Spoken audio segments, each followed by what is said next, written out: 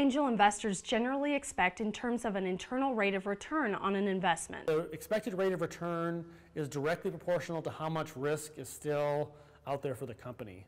And the way to look at that, one way to look at your business, which we can drill into more detail, is what are the key milestones that eliminate risk for an investor and for the business. Some obvious ones are, does the product work? Another obvious one is, will people buy it? And the third one might be, can you sell it profitably?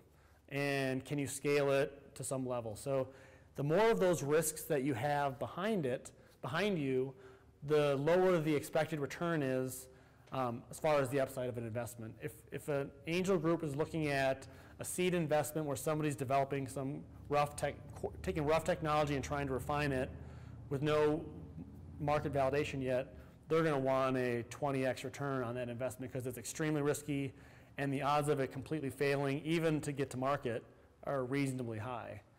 On the other end is if a company's got a going concern business, they've got several $1 million in revenue going, and now they're just adding new channels or adding more distribution or adding more sales reps, a lot of the risk that I just described has been pulled out of the process. Therefore, the expected return can be lower because the odds of success are higher. So if you think of it as a weighted expected return, then I think that's reasonably constant. So the more risk is on the table, the higher the expected return has to be to offset that risk.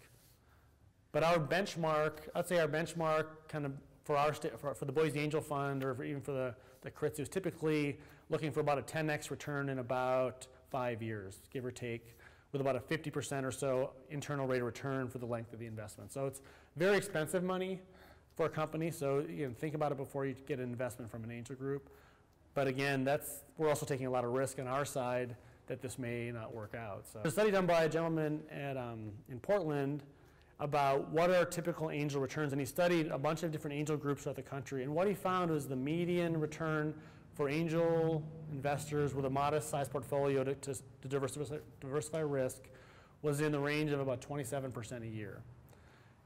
The caveat is that there's a broad spectrum of returns. I mean, where again, on one investment, odds are you're going to fail. But as you build up that portfolio, and if you're doing a good job of selecting, angel investors can expect a 20 to 30% internal rate of return on their investments, which stacks up pretty favorably with stock market returns and other risky asset returns. If you have a compelling solution and you have a compelling investment opportunity, there are investments being made today.